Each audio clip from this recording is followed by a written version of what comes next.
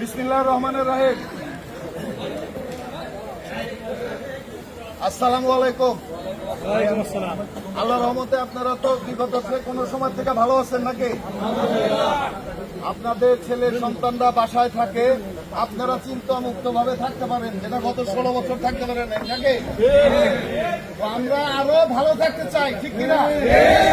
আমাদের আরো ভালো থাকার ইচ্ছা আছে। আমাদের আরো ভালো থাকতে গেলে আমাদেরকে বিএনপির রাজনীতির সাথে কিংবা শহীদ প্রেসিডেন্ট জিয়াউর রহমানের যে আদর্শে দলটা গড়ছিল সাধারণ মানুষের জন্য, আপনারা কিন্তু কম বেশি যারা মুরব্বী আছেন সবাই জানেন, এই বিএনপিটা শহীদ প্রেসিডেন্ট জিয়াউর রহমান তৈরি করেছিলেন আপনাদের ভাগ্য উন্নয়ন এবং দেশের উন্নয়নের জন্য নাকি? পরবর্তীতে দেশনেত্রী বেগম খালেদা জিয়া 3 বার আপনাদের ভোটে ধানের শীষের প্রতীক নিয়ে কিন্তু বাংলাদেশ রাষ্ট্র পরিচালনার দায়িত্ব ছিল। আপনারাই তাকে প্রধানমন্ত্রী নির্বাচন করছিলেন নাকি? আপনারা সেই জিনিসটাকে অনুভব করেন। শহীদ প্রেসিডেন্ট জিয়াউর রহমান এবং দেশনেত্রী বেগম খালেদা জিয়া সুযোগ্য উত্তরসূরি তারেক রহমান কি বাংলাদেশের প্রধানমন্ত্রী হিসেবে দেখতে চান? আপনারা সবাই ধানের পক্ষে ঐক্যবদ্ধ আছেন।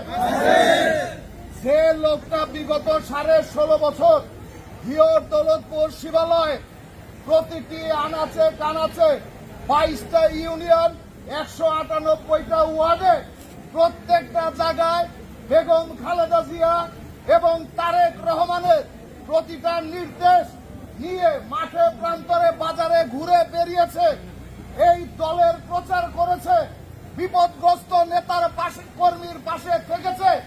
আপনারা কি সেই এসে জিন্না কবিরকে আপনাদের এমপি হিসেবে চান?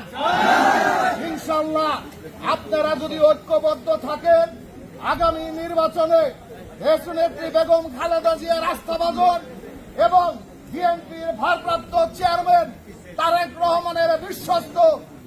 রহমানের বিশ্বস্ত আপনাদের প্রিয় নেতা এসে জিন্না কবির ধানের শীষের প্রতীক আপনাদের কাছে এনে দিবে। তাকে ভোট দিয়ে আপনাদের সংসদে পাঠিয়ে আপনাদের দাবি আদায়ের রাস্তা উন্মুক্ত করতে হবে। আমি আর একটি কথা বলবো, 31 দফা নিয়ে কথা বলবেন আমাদের প্রিয় নেতা।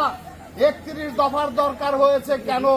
এই ফ্যাসিস্ট আওয়ামী লীগ সরকার সারা বাংলাদেশে প্রতিটা সেক্টর নষ্ট করে দিয়ে গেছে।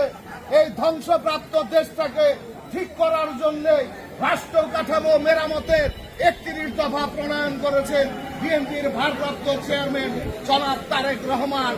এই 31 দফা যদি আমরা বাস্তবায়ন করতে চাই, আমাদেরকে ধানের পক্ষে থাকতে হবে, আমাদেরকে খালেদা জিয়ার পক্ষে থাকতে হবে, আমাদেরকে তারেক রহমানের পক্ষে থাকতে হবে, আমাদেরকে জিন্না ভাইয়ের পক্ষে ঐক্যবদ্ধভাবে থাকতে হবে। আপনাদেরকে সবাইকে আবারও সংগ্রামী শুভেচ্ছা অভিনন্দন জানিয়ে আমি আমার কথাগুলো শেষ করব। আপনারা শুধু মনে রাখবেন, যে মানুষটা আপনাদের পাশে বসে, যে মানুষটা আপনাদের সাথে থাকে, সেই রকম একজন এমপিকে আপনারা চান কি চান না? তাহলে এসে জিন্না কবিরের বিকল্প হিওর দৌলতপুর শিবালয় আর কেউ হতে পারে না।